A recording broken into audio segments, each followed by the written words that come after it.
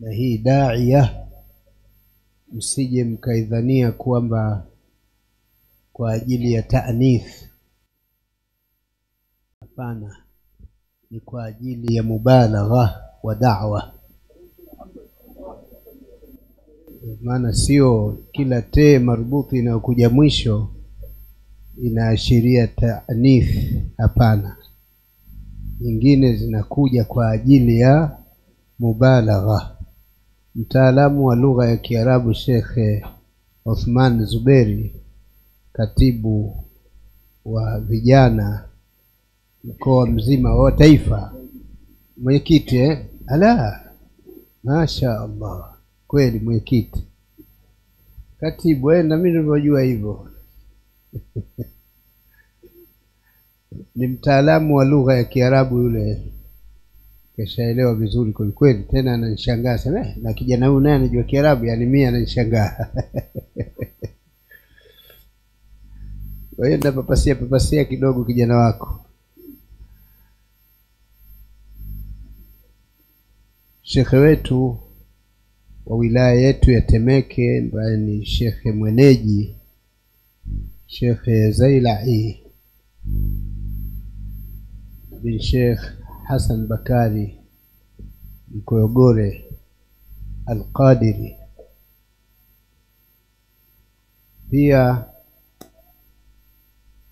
tuna shekhe ana ueneji wa watu wengi waliohudhuria hapa kutoka Kilwa, Shekhe Hussein Simo, shekhe wa wilaya ya Kilwa kama sikosei, kaskazini ile, au ndo yote tu.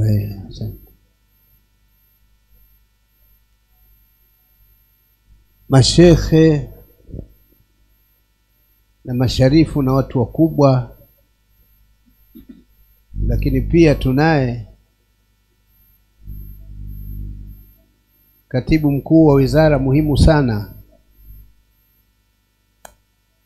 jina lake nalificha kama alivyoficha Mwenyezi Mungu katika Qur'ani aliposema hakika ya watu wema wanatazama, wanachokutazama hakukitaja. Innal abrara lafi na'imi 'ala al-ara'iki yanzuruna, akaishia hivyo, hakutaja. Sasa watu wema wamekaa, wako katika neema, wamekaa kwenye viti wanatazama. Mungu hakusema wanachokitazama nini, kwa sababu ya ukubwa wake kile kitu chenyewe. Kwa hiyo na mimi sihitaji na ile wizara wala waziri wala katibu mwenyewe jina lake, kwa sababu ya ukubwa wake na ile wizara anayoendesha. Isipokuwa tutumie sana fursa hii kumuombea dua Mwenyezi Mungu ampe taufiki sana katika utekelezaji wa wajibu wake huko kazini, kwa baraka ya hadhara hii, na kwa baraka ya mashekhe, na kwa baraka ya masharifu, na kwa baraka ya wazee, na kwa baraka ya kila kitu. Kuna makhalifa hapa wa tariqa al-Qadiriyya, na hata pia wakiwepo wengine wa turuki nyingine.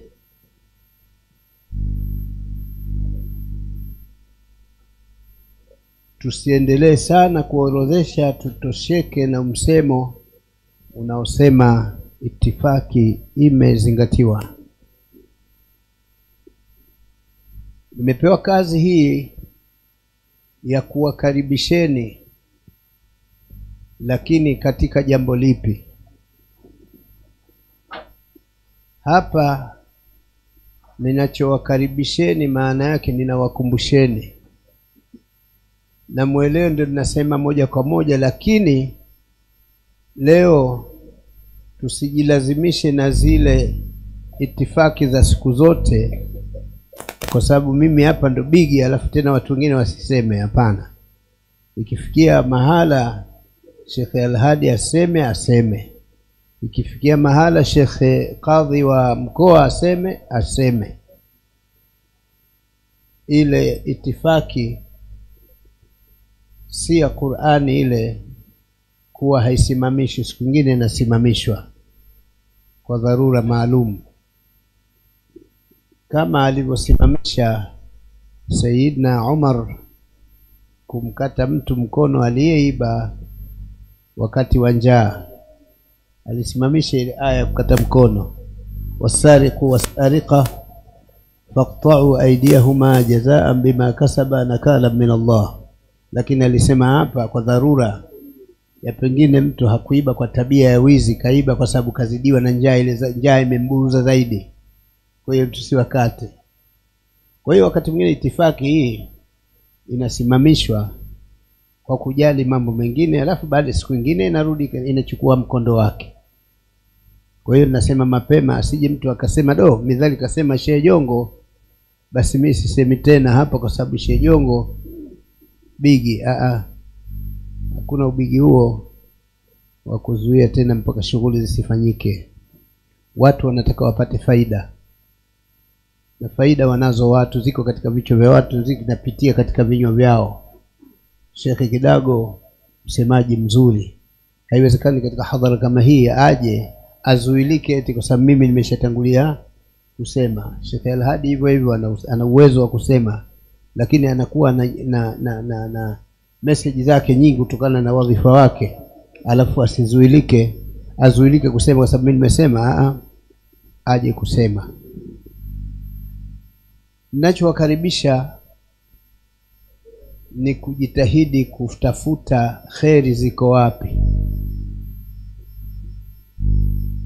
na hapa ni kiwanja miongoni mwa viwanja vya kheri.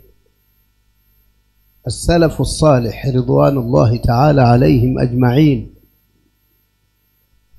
walikuwa unapowadia mwezi wa Ramadhani walikuwa wana himma sana ya kusoma Qur'ani na kuihitimisha, na kule kuhitimisha kwao kulikuwa ni jambo maalumu. Sasa hivi sioni hawasalafi wa sasa, bahati mbaya siwaoni wakifanya hayo ambayo ninayasoma kupitia kwa wale as-salafu salih wenyewe wa zamani. Katika vitabu tunanukuu Sayyidina Abdullah ibn Abbas radhiyallahu ta'ala anhu wa ardah. Ni sahabi mwenye mumayizati nyingi, sahabi mdogo lakini ana mumayizati, yani ana vitu vinavyomtenganisha yeye na wengine kwa vyake vikubwa sana. Lakini huyo sisi tunaoshabikia masharifu na Sayyidina Abdullah ibn Abbas sharifu,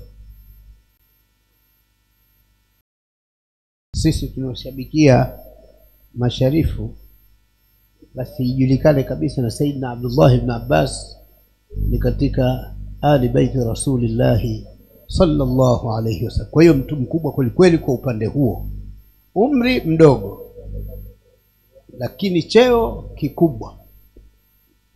Hakuna sahaba yoyote ambaye amepata bahati ya kuombewa dua na Mtume sallallahu alayhi wasallam, dua maalumu: Allahumma faqihhu fi ddin wa'allimhu at-ta'wila wat-tafsira warzuqhu ittiba'a.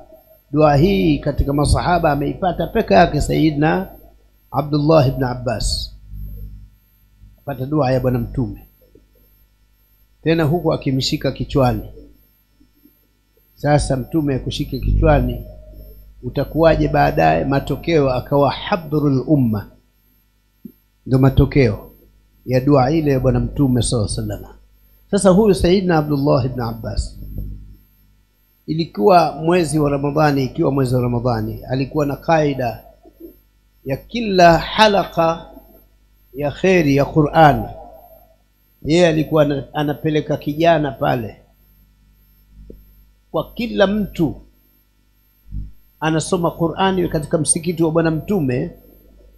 Yeye alikuwa anapeleka vijana kutaka kujua yule mzee yule pale anavyosoma Qur'ani keshafikia sura gani, ili kutafuta siku ya kuhitimishwa Qur'ani ile pale na yeye awepo, ashiriki kupata ile dua. hapa kidogo mkumbuke kwa wale ambao kidogo wanaona tabu dua ya pamoja na wanasema salafi hawakufanya, lakini Sayyidina Abdullah ibn Abbas alikuwa anatafuta mzee gani anahitimisha Qur'ani kisha fikia kul a'udhu birabbil falaq na kul a'udhu birabbin nas, apewe taarifa ili yule mzee au wale watu wakiwa wanahitimisha wanasoma dua ya kuhitimisha Qur'ani, wanaomba dua. Salafi walikuwa wanaomba dua wanapohitimisha Qur'ani, wanaomba dua. Na ndio maana Ibn Taymiyyah na yeye akatunga dua ya kuhitimisha Qur'ani, ameistambithi kutoka kwa as-salafu salih, kwa sababu kuna watu wengine wanajifanya wao Ibn Taymiyyah wanamjua sana kuliko watu wengine. Nasema tunamjua sote, kwa sababu Ibn Taymiyyah ameandika vitabu vingi, ameandika vitabu vyake kaviacha huru watu wote tusome. Sasa itakuwaje wamjue wao peka yao, sisi tusimjue? Kwani yule shetani yule? Shetani inawezekana kuna shetani ukawa mnajua wewe tu kwa mipango yako, lakini wewe mwanachuoni kuna mashetani wengine wanajua na watu maalum tu. Yeye anamjua kama huyu wapangaa, huyu wa hivi, huyu anamjua yeye tu, na matumizi yake anajua yeye tu. Kwa ujanja wao duniani watu hapa wapo. Kwa hiyo lakini Ibn Taymiyyah ni mwanachuoni, Sheikhul Islam. Kama akiwa Sheikhul Islam, basi vitabu vyake pia kaandika vingi huru tukusoma, kuna ile huria ya kusoma, tunamjua. Unaona, kaandika kijitabu kinanasibishwa kwake cha kuhitimisha Qur'ani, ile dua khatmi al-Qur'an. Kipo hicho kitabu, na kwa Saudi Arabia mashallah kinauzwa sana kule. Mkenda Maka, Mungu akiujalia ni kidogo, kitafute hicho, kama na sidhani kama itakosekana katika maktaba yako wewe kwa ujanja huo, najua unacho. Lakini mtume akiambiwa ya ayuha nabii taqillah, manake aendelee, sio aanze. Na mimi nakwambia sio uanze, anajua kitabu nacho lazima hicho. Ya ayuha nabii taqillah, manake ndo mtume amti Mungu, anaambiwa endelea. Kwa hiyo Sayyidina Abdullah ibn Abbas akiambiwa na yule kijana wake kwamba yule mzee yule pale sasa anaanza kusoma kul a'udhu birabbil falaq, basi Abdullah ibn Abbas anakimbilia pale kukaa, ili ikimalizika ile Qur'ani kuna kuja dua, yeye anafuata dua. Alikuwa afuata ile Qur'ani. Qur'ani kwake si imejaa dua. Je, dua maana yake mjue kwamba ni ibada, na dua ya pamoja ina athari yake kubwa zaidi. Hivi tuelewe hivi, dua ya pamoja ina athari kubwa. Bwana Mtume sallallahu alaihi wasallam, kiongozi wetu mkuu wa tarika, yeye ilikuwa hata akiwa anakwenda vitani anawaita wanyonge, walemavu, wasioona sijui hivi, anawakusanya pamoja kabla hajasafiri, anakusanyika nao kuomba dua. Masahaba walimuuliza hawa tena nini? Mtume akawaambia innama tunsaruna wa turzaquna bidhuafaikum, nyinyi mnapata nusra na mnapata riziki kwa bidhuafaikum. Naomba mtie mstari chini katika hiyo hiyo ya kutawassali hiyo. Jamani, naomba nisiwe naongea na nyinyi hampo, makidogo naongea kielimu. Hii innama turzaquna wa tunsaruna bidhuafaikum, hii ni tawassul bidhuafaikum. Yani bwana Mtume alikuwa anatawassal na wanyonge kwenda kwa Mungu ili wapate nusra ya ushindi vitani, wapate riziki inayohitajika siku zote. na hiyo ndio tariqa. Kwa hiyo sisi hapa jamani, mimi jukumu langu kukaribisheni katika jambo hili ili tushiriki yani kupata kheri zitazoshuka hapa. Hiki ni kikao tumeshashukiwa na malaika kwa hakika, sio kwa kubahatisha. Tumeshashukiwa na kwa hakika, kwa sababu ni Mtume sallallahu alayhi wasallam akasema mkusanyiko wote huu ni mkusanyiko ambao ni raudhatun min riyadhi aljanna, ndio hilaqu dhikri. Na kuna malaika kama alivyotoa habari Mtume, wanatembea humu mitaani kutafuta viwanja kama hivi. Kwa hiyo na hapa wapo, atakayesema hawapo kakufuru, anampinga Mtume. Kwa sababu sio kila kitu kikiwa kipo ukione wewe. Mtu anaweza kuwa hapa kaja na kunguni wake alotoka naye nyumbani kwake, utamuona wewe?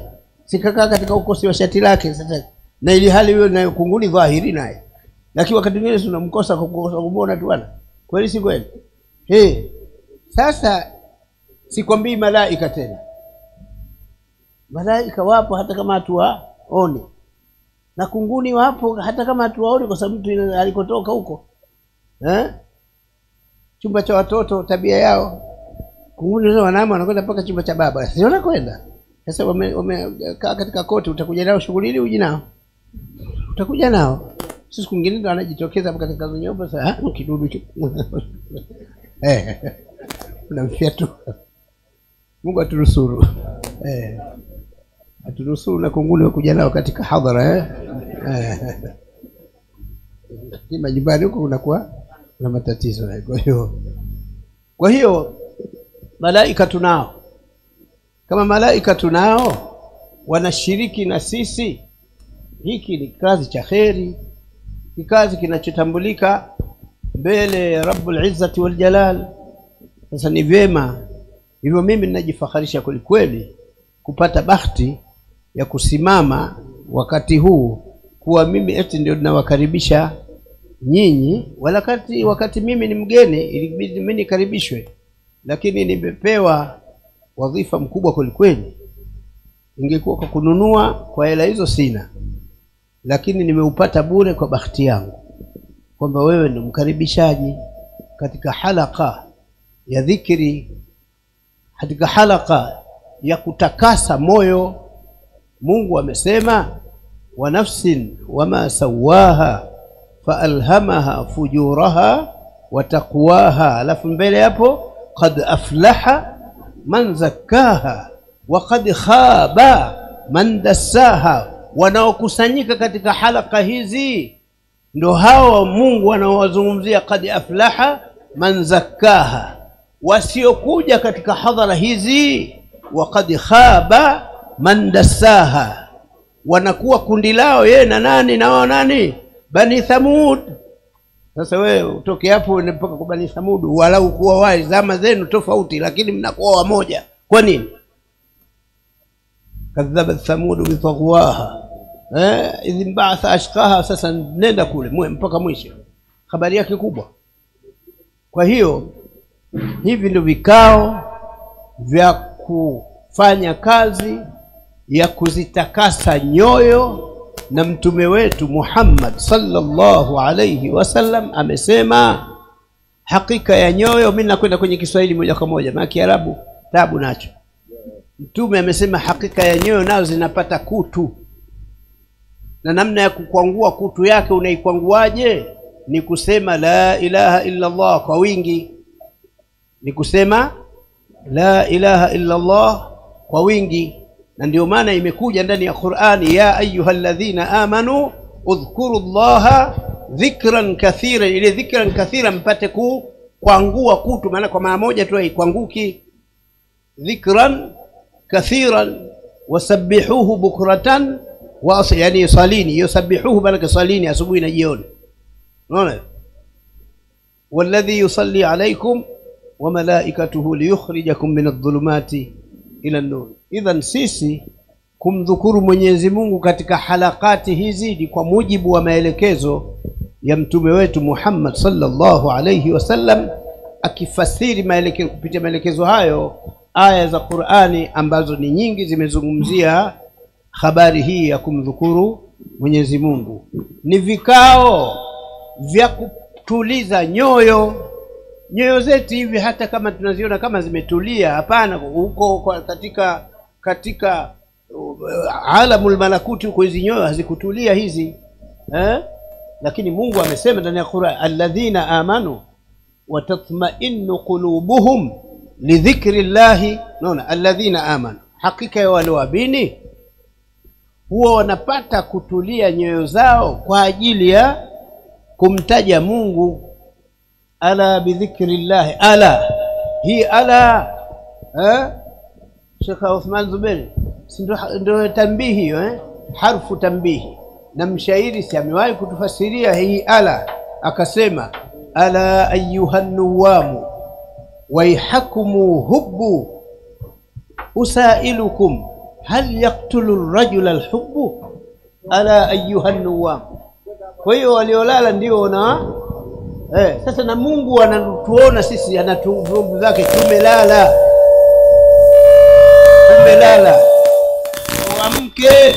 Ala bidhikrillahi tatma'innul qulub, kwa dhikri ya Mwenyezi Mungu nyoyo zinatulia.